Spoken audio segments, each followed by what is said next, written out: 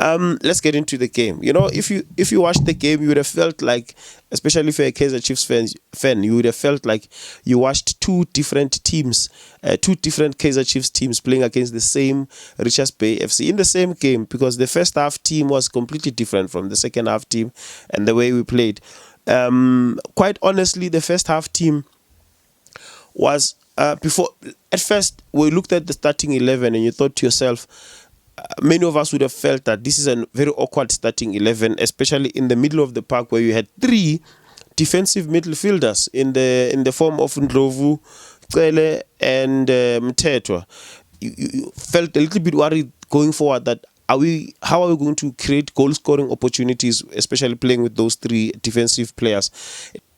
The first half performance was, to put it bluntly, it was boring. We were in control, as Kaizer Chiefs were in control of the ball, but it was boring because they were not threats. We were not threatening.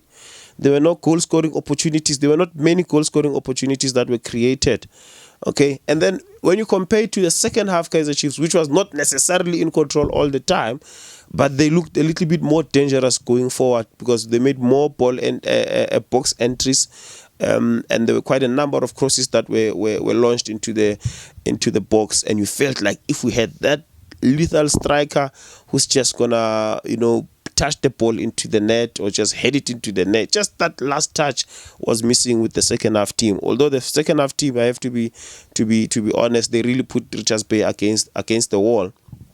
But it felt that way with Kaizer Chiefs. It felt like we were watching two different teams.